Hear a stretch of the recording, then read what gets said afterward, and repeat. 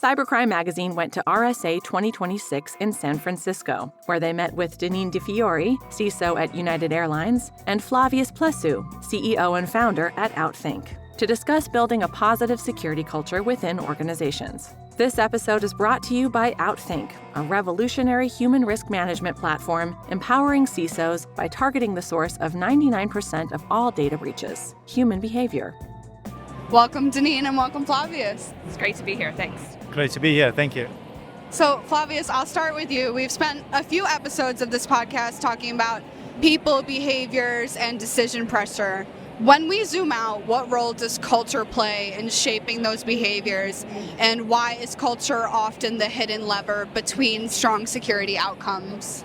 Hey, I would say culture just amplifies security controls, whether good or bad, whether you have deficiencies in those controls or otherwise you have really strong controls.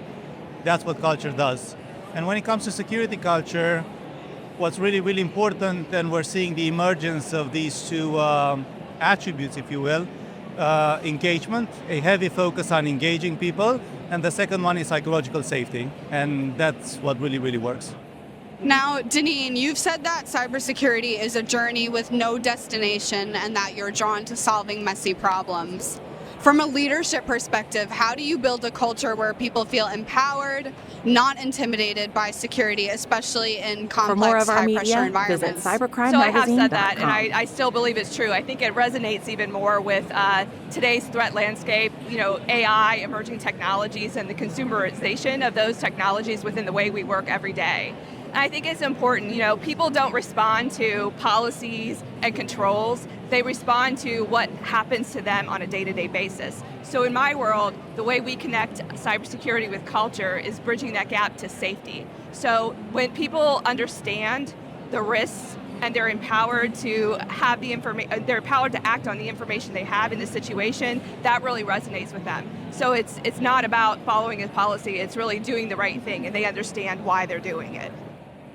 Now, Flavius, many organizations still assume behavior change happens through information, policies, training, reminders, but as we've discussed previously on the podcast, that is rarely enough. So what have you actually seen move the needle when it comes to sustained positive security behavior? Well, certainly information, policies, and training, that's all part of it. It is not the full job. Back to your point, Deneen, empowerment goes a long way.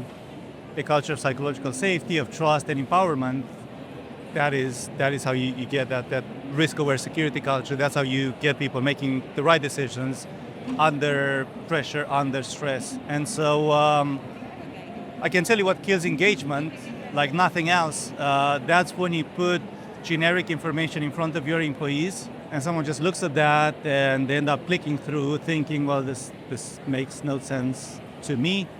And so there is a bit of a challenge here, which fortunately today technology can solve. And we've done a bit of maths. When you have a relatively small enterprise organization of 20,000 people,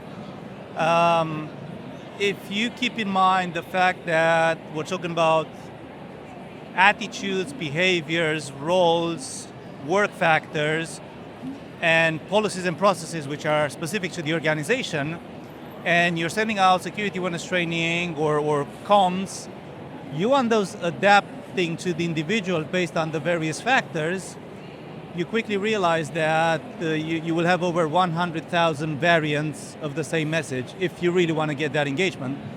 Impossible to do manually or with spreadsheets, but technology can go a long way in helping us make that message as relevant as possible to the individual so that it lands and you get some of that engagement.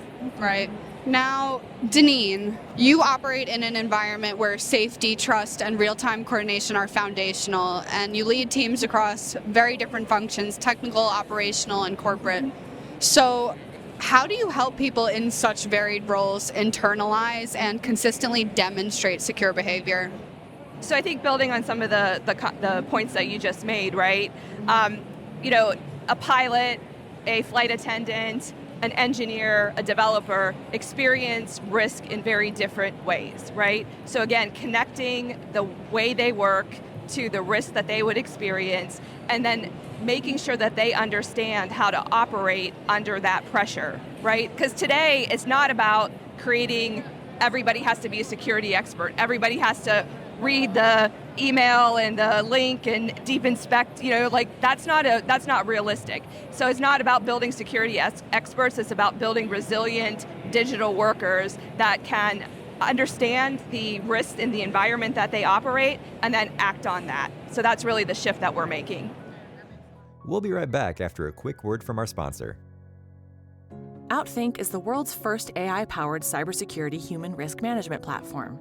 Built to empower security teams and protect customers, Outthink addresses the root cause of up to 90% of data breaches: human behavior. To learn more, visit outthink.io.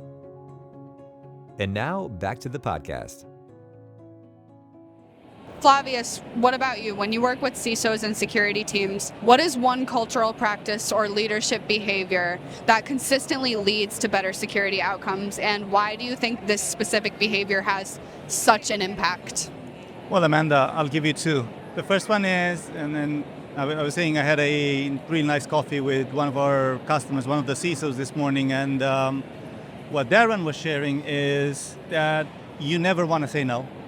And perhaps this is contrary to how we've been practicing cybersecurity for decades now, but you never want to say no, you never want to block. Instead, what you want to say is, hey, look, maybe there's a better way of getting that outcome, a way that does not slow the business down, that does not get in the way of innovation, but it minimizes the risk and it delivers more cyber resilient organizations. Execs want to hear that, they want to have that conversation with CISOs. And the second one is focus on the positive. And again, this is a bit of a shift for us. We're so used to risk dashboards, red, severe vulnerabilities, just the bad news.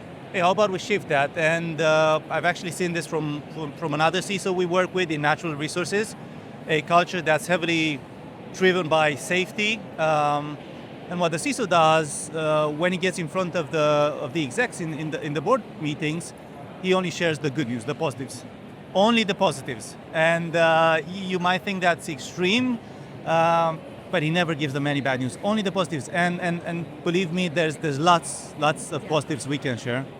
Now, my final question is for both of you. Looking ahead, you both operate in incredibly dynamic environments. Threats, technologies, regulations, and user expectations all keep shifting. So what gives you optimism that people and culture can keep up and even become a strategic advantage in security?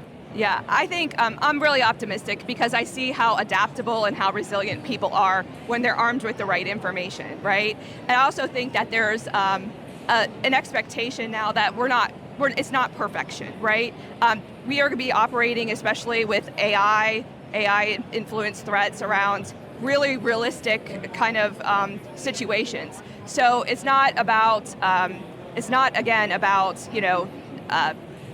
making people getting them a bad mark right on their test if they don't pass the phishing test or whatever. It's about empowering them to do the right thing and expecting that there's not going to be perfection all the way, but the resilience in the processes in the response, and I think that's great. The other thing too, I think, is what I'm seeing.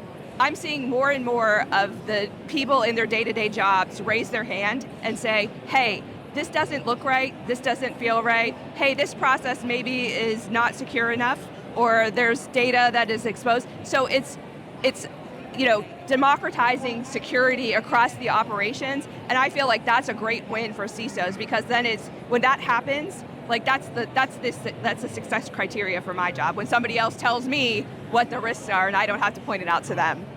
Yeah, that really resonates. If you think about it, we have, how many employees do you have at United? Hundreds of thousands. Hundreds of thousands, right? Yeah. Now think about this, the collective intelligence of that workforce. There's so much there. And if people feel empowered and when the why is clear, yes, your employees form a network of human senses that tap into that human intelligence, their spider senses, and they spot threats and attacks and things that are slightly off before any technical security control can. So that's really good. And also what we've seen is, yes, there's a heavy focus on AI, and we're witnessing a lot of change, but we've also seen people are incredibly good at adapting when that why is clear and when they feel trusted and empowered. Thank you both so much for joining us today. Welcome. Thanks for having us. It's great to be here. Thank you, Manand. This episode is brought to you by Outthink, a revolutionary human risk management platform empowering CISOs by targeting the source of 99% of all data breaches, human behavior. For more of our media, visit cybercrimemagazine.com.